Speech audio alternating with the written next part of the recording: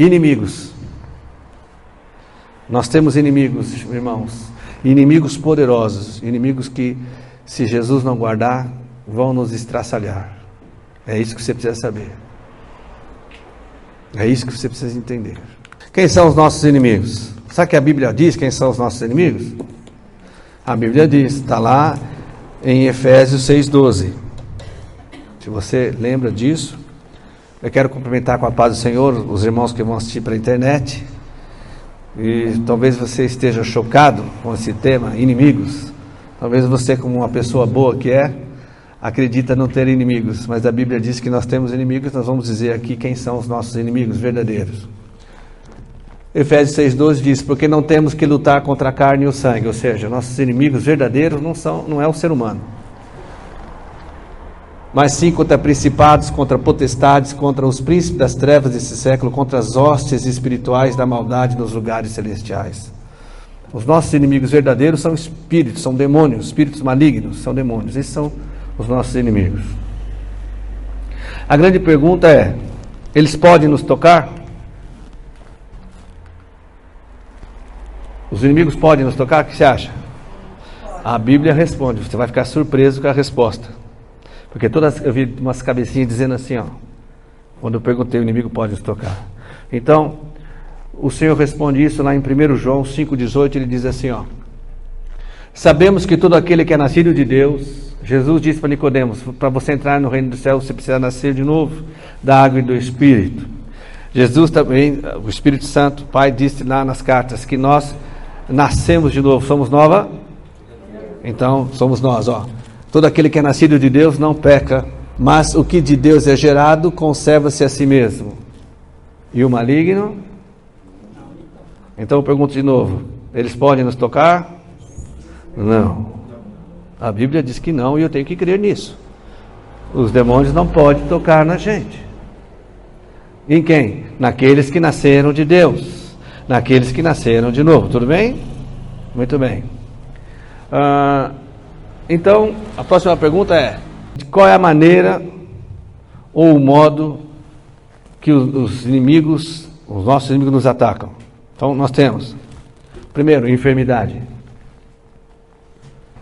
Toda a enfermidade no mundo foi gerada pelo diabo, ou pela separação do homem de Deus, desde lá do Éden. Não havia enfermidade. Deus não criou enfermidade. Você já leu lá em Gênesis que Deus criou a enfermidade? Deus criou vírus, Deus criou bactéria, não vai ver porque Deus não criou. Mas a consequência do pecado no mundo gerou vírus, bactérias. Você viu na descrição da criação das árvores que Deus criou alguma árvore com espinho? Não vai ver. As árvores com espinhos também são a consequência para o homem olhar, mas uma árvore cheia de espinhos, mas por que? É uma consequência do pecado. Então, as enfermidades é uma maneira que o inimigo tem de tocar em nós. E tem tocado. Mas se criou uma coisa como uma normalidade de ficar doente. É normal.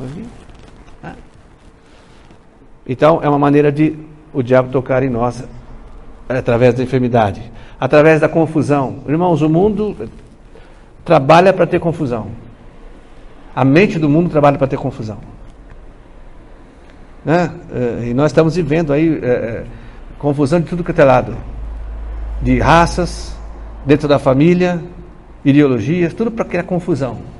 É uma maneira de nos tocar. Você não fica chateado com essas coisas? Deveria. É branco brigando com pessoas, com negros, com asiáticos. Contenda, muita briga. Amigos brigando com amigos, irmãos com irmãos, pai com os filhos, marido e mulher, países brigando. Há pouco tempo atrás nós tínhamos muita briga entre estados dentro do Brasil. O pessoal do Nordeste não gostava do Sul não gostava do Centro-Oeste. Agora está amenizando um pouco. Quem que gera isso? O diabo. Guerra. Guerra afeta o cristão? Nós temos irmãos hoje na Rússia, irmãos na Ucrânia. Afeta ou não afeta? Quem criou a guerra? Não foi Deus. Se não foi Deus, nós temos que entender, irmão, existe apenas dois senhores. Jesus Cristo, Pai e Espírito Santo, que é o único Deus, e o diabo, que é o Deus deste mundo.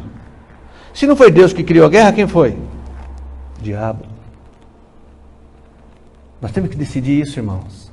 A gente não pode mais estar conformados. Nós vamos ver aqui, conformados. Tá tudo bem. Eu sou cristão. Eu vou orar, viu? Não, você tem que dar a sua opinião. Você tem que fazer alguma coisa. Você tem que fazer.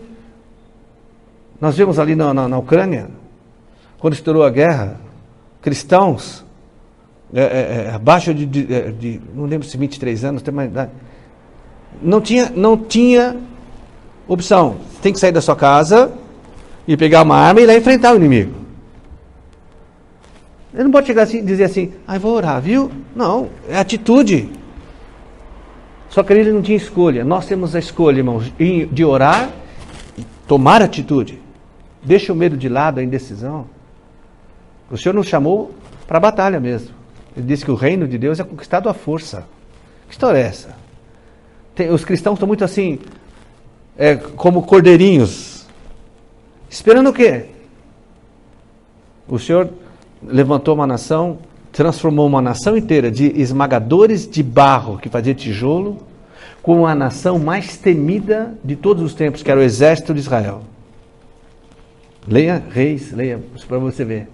Os reis que não eram de Israel, falaram, lá vem Israel. Meu Deus, o exército deles estão vindo. Temia Deus dos judeus também, mas temia o exército. Então esse negócio de só orar é a maior arma que nós temos. Nós temos também que ter o quê? Disposição para fazer. Finanças. Falamos aqui de finanças, não falamos? Já? Você acha que o diabo pode tocar no cristão nas finanças? Pode ou não? Guarda esse termo finanças, que eu tenho um item só para ela aqui. Leis. Vamos falar um pouco de leis? Você acha que uma lei pode interferir na sua vida?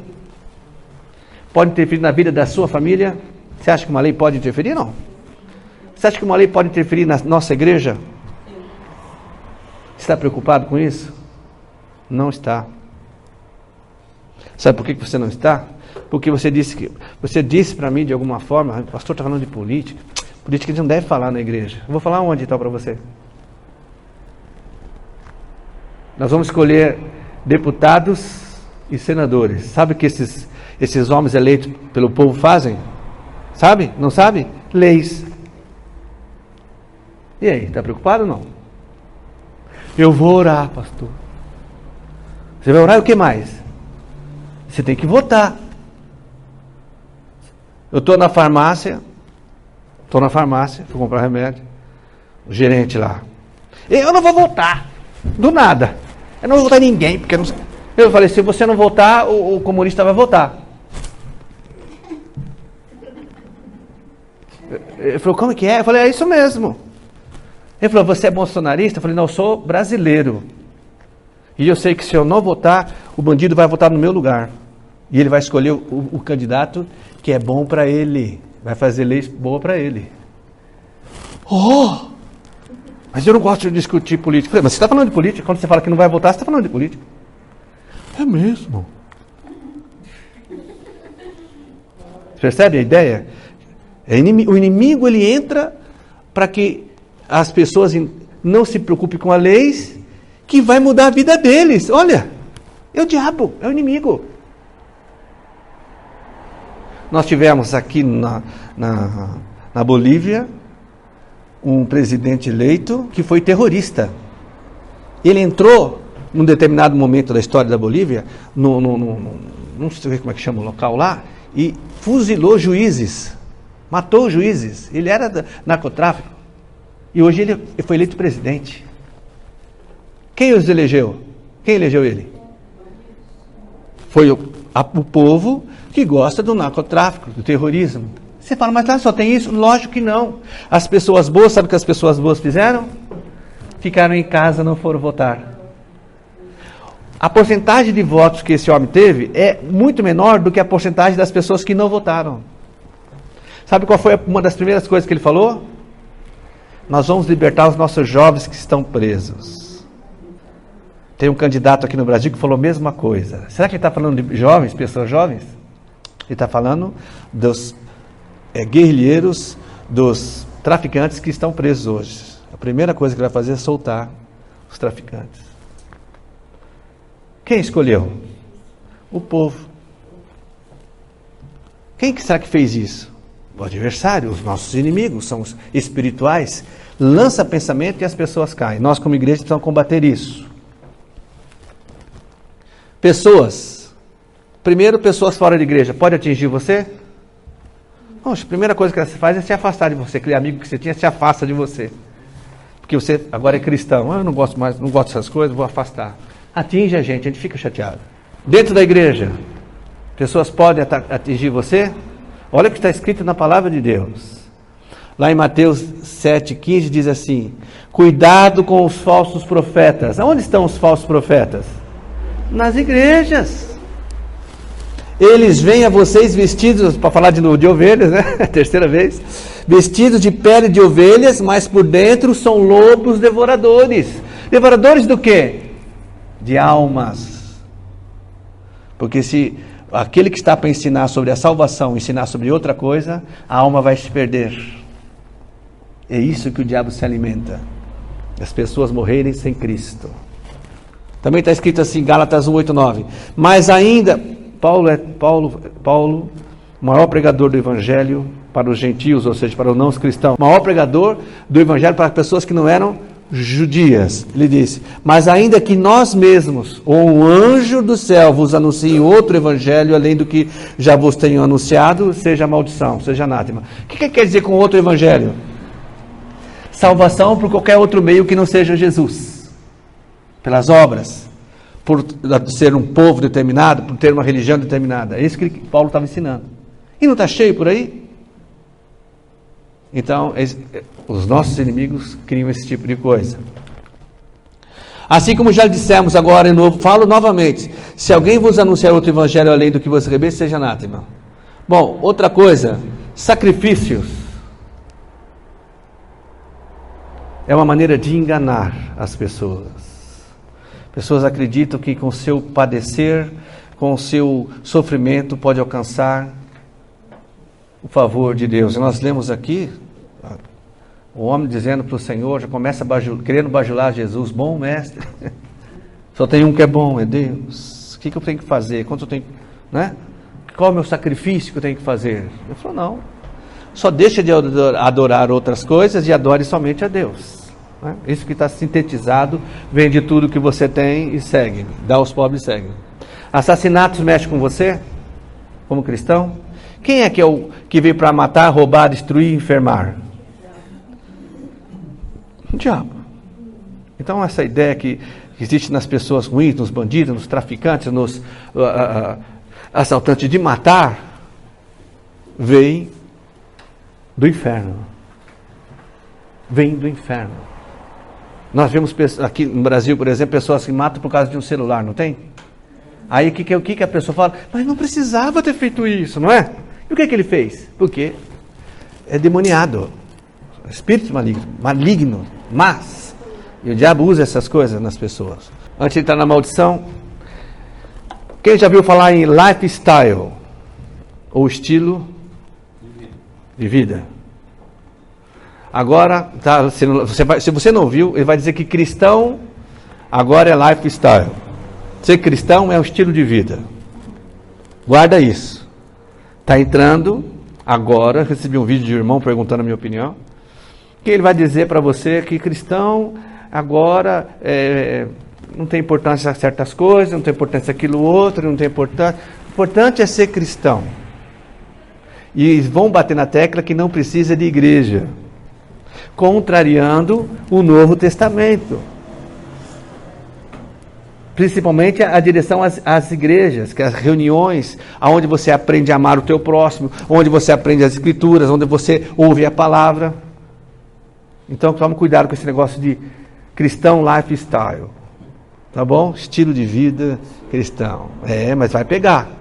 As pessoas não leem a Bíblia, as pessoas não oram juntos. Você acha que não vai pegar isso aí? E ainda atende? É mesmo, então não precisa. Importante, né? Tome cuidado com isso. uma investida maligna. Debaixo de maldição. Alguém já ouviu falar sobre alguém está debaixo de maldição? Uma nação debaixo de maldição? É só você ler o Velho Testamento que você vai ver quantas vezes Israel entrou debaixo de maldição. E Israel foi a nação que Deus escolheu. Provérbios. Como o pássaro a vaguear, ou seja, como o pássaro voando, como a andorinha voando, assim a maldição sem causa não virá. Então, se não houver uma causa na sua vida para maldição, primeiro você tem que perguntar, o que é maldição? Isso. Maldição é a ação de demônio na vida de uma pessoa, de uma cidade, de um país, de uma família. Pode ser de uma família. Família que está debaixo da maldição. Qualquer dia a gente entra em detalhes sobre isso. Hoje não dá tempo. Né? Então, de alguma forma, os demônios adquiriram autoridade para atuar na vida daquela pessoa, daquela família, daquele estado, daquela nação. Tudo bem? Então, maldição é isso. Então, eu falei que ia falar do assunto de finanças, rapidamente, que está em Malaquias 3, 8 e 9. Que está escrito assim, roubará o homem a Deus? Deus perguntando. Todavia, vós me roubais e dizeis, em que te roubamos? Nos dízimos e nas ofertas. Olha só, com maldição sois amaldiçoados, porque a mim me roubais, sim, toda esta nação. Falamos semana passada, né, Dolice? Mas pastor, isso aí é para Israel. É para Israel. Foi Malaquias, Velho Testamento. Malaquias foi um dos profetas, os últimos profetas, né, do Velho Testamento. Isso então é para Israel. Aí, tudo bem, então é para Israel. Você já pôs o ponto ali, é para Israel. Aí nós vamos para o Novo Testamento. Está lá assim que nós somos a nação escolhida de Deus. Nós somos a raça eleita, o Israel de Deus. E aí, quem é essa turma aí? Agora você é Israel de Deus? Quer dizer que aqui não. Mas quando chega no Novo Testamento, que nos convém, agora eu sou. Não dá, irmãos, para ser assim. Essa aqui não é uma observação só para Israel. O Senhor está dizendo que quem rouba a Deus nos dízimos e ofertas entra debaixo de maldição. Maldição sem causa não vem. Qual é a causa? Roubar a Deus, está debaixo de maldição. Dá autoridade para demônios agir. Em que área? Finanças. Finanças. Entendeu? Porque que muitas coisas na nossa vida, em termos de finanças, caminha tudo bem e de repente tem um tropeço aqui, um roubo ali, não dá certo aqui, muitos têm que recomeçar. Por quê? Porque rouba a Deus. Desculpa falar, mas é a palavra que está dizendo. Não é dizimista. O Espírito até toca no coração daquela pessoa para ela ser ofertante. Oferta é uma coisa. E ela fala, não, que pensamento. E retém. O Espírito já dirigiu. Porque o Espírito não quer que a pessoa entre debaixo. Maldição. Nós falamos aqui, né? Estou orando porque, por exemplo, uma pessoa que ela tem um dízimo de R$50 por mês. Chega por mês, pastor, meu dízimo está aqui, R$50. Quanto ela ganha? Uma pessoa que chega todo mês e dá um dízimo, não tem ainda, mas vai ter R$10.000 de dízimo. Quanto ela ganha? Uma pessoa que chega a dar um dízimo de 0, quanto ela ganha? Quando uma pessoa tem o seu salário e ela dá 0 de dízimo, ela está profetizando para o Senhor. Senhor, eu não estou contente com o meu salário de 10.000, eu quero um salário de 0. Espiritualmente ela está dizendo isso. Ela está sinalizando para o mundo espiritual que é isso que ela está fazendo. Eu não sei se o irmão consegue entender. Está debaixo de maldição. Pastor, então é por isso que eu começo uma... É por isso... Se o Espírito te convencer disso, eu não vou convencer. Mas o Espírito te convence através da palavra. Então, tudo isso é batalha. O inimigo não quer você feliz. Você acha que o inimigo da sua alma quer você feliz? Quer você próspero? Quer que você, tudo que você comece, você prospere para que a pessoa veja, puxa, tem que ter alguma coisa diferente na sua vida, porque eu começo, não consigo, você já começou e está terminando, está próximo. O que é? É Jesus na minha vida. E como é que eu faço para ter esse Jesus? Igual o menino, como é que eu faço para aceitar Jesus? Aí você entra com o quê? O Evangelho. Mas se a pessoa está te observando, você não vai para frente financeiramente, não consegue. Eu não quero ser igual a esse crente, não. Olha só. e vai ver que não é a culpa de Deus, é o cristão que está dando a causa para a maldição vir. A ideia do Senhor é que tenhamos vida em abundância aqui também. Ou você quer ter vida em abundância só lá no céu? A ideia de Jesus é que você conheça Jesus e o ame aqui também, não só lá no céu. Tem uma figura que diz assim, né? 2 irmãos chegaram no céu. Aí um chega para Jesus, fala: "Oh Jesus, puxa, como o Senhor é, puxa, como é bom, olha o seu amor, puxa, não sabia do seu amor não, puxa, mas tá." E Jesus abraça ele, e o outro irmão fala: "Oh Jesus, eu já te conhecia lá de baixo, já conhecia o seu amor, e dá um abraço aqui." É diferente, não é? Viver aqui, nós temos essa possibilidade de viver essas bênçãos todas, mas nós damos muita vazão para o adversário. O que fazer então para combater esses ataques na nossa vida? O que fazer? A Bíblia responde: "E conhecerão a verdade vos libertará." Até esse aí é um slogan do nosso presidente. O único presidente de todos os tempos que declarou Deus na ONU, declarou Deus na Europa, dizendo que o Brasil é um país cristão. O único presidente que disse que ele é contra o aborto, a favor da família. E tem cristão que é contra o presidente. Não dá para entender. Não dá para entender. Só posso entender no mundo espiritual. Ideias diabólicas na cabeça. Bom, além de conhecer, precisamos o quê? Você já conhece a palavra? Hoje eu conheci, que não existe maldição sem causa. Mas eu aprendi também que se eu der causa, a maldição vem. O que é maldição mesmo? Ataque de demônios. A pessoa acorda lá, que tem aqueles pesadelos, fala: "Pastor, olha para mim que estou sendo atacado por demônios." Você está debaixo de maldição, irmão? Não, não estou debaixo de maldição, estou sendo atacado. É a mesma coisa. O que você está fazendo? Não estou fazendo nada. Tem certeza? Eu andei brigando com a minha mãe, xinguei minha mãe e tal. Então você está debaixo de maldição. Você sabia que está escrito? Aquele que amaldiçoar pai e mãe está debaixo de maldição? Tem que se arrepender e pedir perdão? Sabia ou não?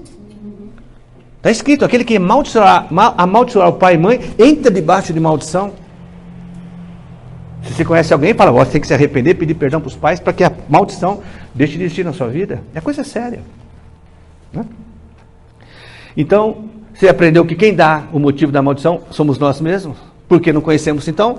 Conhece a palavra, conhece, ela vai te libertar. Libertar o quê? Primeiro, a maior libertação de todas é a da morte eterna. Nós somos libertos porque conhecemos Jesus. Jesus também é a verdade. Ele disse: "Eu sou a verdade, a vida e o caminho e a vida. Ninguém vai ao Pai senão por mim." Então, nós conhecemos Jesus, somos libertos.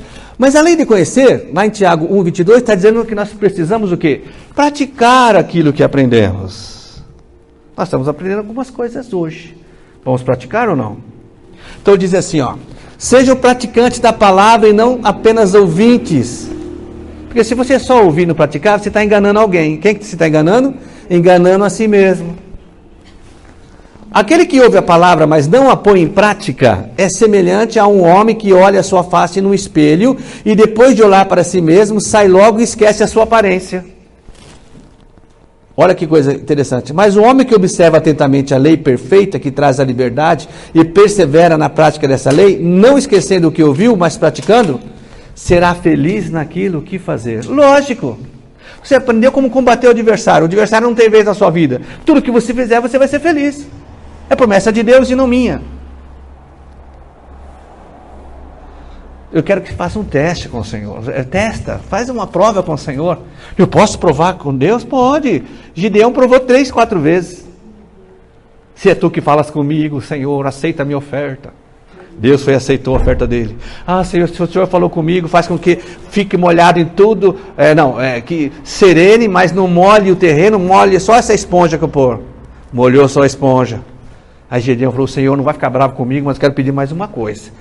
Aí essa noite faz o contrário, né? Faça com que tudo em volta fique molhado, menos a esponja. Deus fez. É o Senhor mesmo que está falando. Faça uma prova. Eu tenho meu salário de aposentadoria. Aí eu dava um dízimo, um salário que eu queria atingir. Não dava o dízimo do salário em si, eu queria atingir um valor cheio. Aí eu dava o dízimo do valor cheio. Hoje, o meu salário está cheio, assim, do valor que eu queria. Deus é fiel, irmãos. Como já foi falado aqui também, nós somos infiéis, mas Deus não pode negar a si mesmo, então Ele permanece fiel. Uma outra maneira de nós nos defendermos é sermos cheios do Espírito Santo. Ou seja, andarmos na direção do Espírito Santo. Eu passei muito do horário. Então, se uma pessoa falar assim, você é cheio do Espírito Santo, você falou, sou, porque eu ando na direção do Espírito Santo. Aonde está a direção do Espírito Santo? Primeiro na palavra, e depois a gente ouve o Espírito Santo falar conosco, porque ele habita em nós.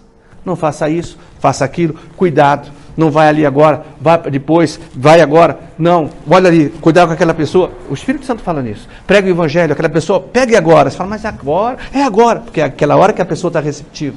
Na direção do Espírito Santo, isso é ser cheio do Espírito Santo. Escolhas de sabedoria. Você tem escolhido certo ou escolhido mal? Hein? Escolher significa estar cheio do Espírito Santo. Quem aqui busca sabedoria? Vai me dar uma boa notícia para você. Quem quer ser sábio? Olha só. Em Tiago 1,5 está dizendo assim, ó, se quiserem saber o que Deus quer que vocês façam, pergunte-lhe. Pergunta a Deus, Senhor, o que o Senhor quer que eu faça? Pergunta para Deus. Senhor, o que o Senhor quer que eu faça? Ele vai te responder. E ele alegremente lhe dirá, pois está sempre pronto a dar uma farta provisão de sabedoria a todos os que lhe pedem, e não se ofenderá com isso. Pode pedir. Senhor, o que o Senhor quer que eu faça? Então me dá sabedoria. Ele vai te dar sabedoria. A misericórdia do Senhor. Eu já acabei falando esse versículo aqui. A razão de nós não sermos consumidos é a misericórdia do Senhor. Porque alguém pode ter pensado aqui hoje, mas irmão, a gente erra tanto, né? A gente dá tanta chance, por que a gente está aqui ainda? Por causa da misericórdia. Não precisava ser assim, a gente podia, não é? Fazer as coisas mais certo possível. Cheguemos, pois, com confiança ao trono da graça, para que possamos alcançar misericórdia e achar graça, a fim de sermos ajudados em tempo oportuno. Peça ao Senhor ajuda, peça. Ele está falando que vai ajudar quando você precisar. E outra coisa que nos ajuda a vencer, o que é? Orar e vigiar. Por exemplo, eu acho legal o Irã, porque ele vai fazer uma prova, ele pede oração. Ele pede oração. É exemplo. É exemplo a ser seguido. Agora não adianta nada. Você faz a prova, vai mal, e depois pede, irmão, ora para mim aí que eu fiz uma prova o mês passado, eu quero passar. Não dá certo. Não dá, é orar antes. Trabalho, uma viagem. É orar e vigiar. Foi falado aqui da serpente, né? E vigiar. Está vendo um negócio ali, por que você vai? Não, Deus está comigo, eu vou lá. Não é assim, né? Então, é isso aí, irmãos. E dependência do Senhor, no quê? No que você depende do Senhor? Em tudo.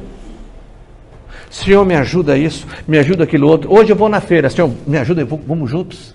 Senhor, eu vou no mercado, me ajuda. Senhor, hoje eu vou trabalhar. Senhor, hoje eu vou montar uma bomba atômica, me ajuda. Hein? Porque é uma coisa difícil, não é?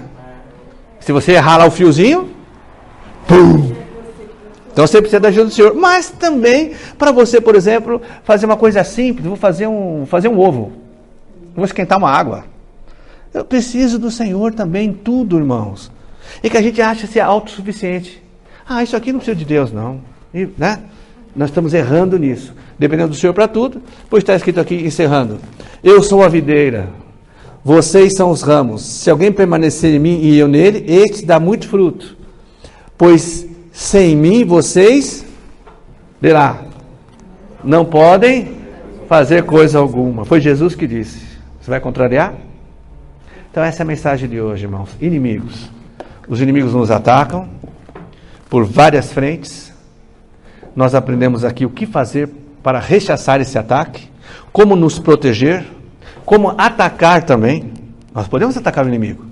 Atacamos com oração, nós fazemos nossos atos, nós pregamos o Evangelho, não é? E sempre na direção de Deus e com a ajuda do nosso Senhor. Sem Ele nada podemos fazer. Amém, irmãos? Que o Senhor abençoe essa palavra no nosso coração, possamos praticá-la, porque nós já ouvimos, aquele que só ouve e não pratica, está enganando quem mesmo? A si mesmo.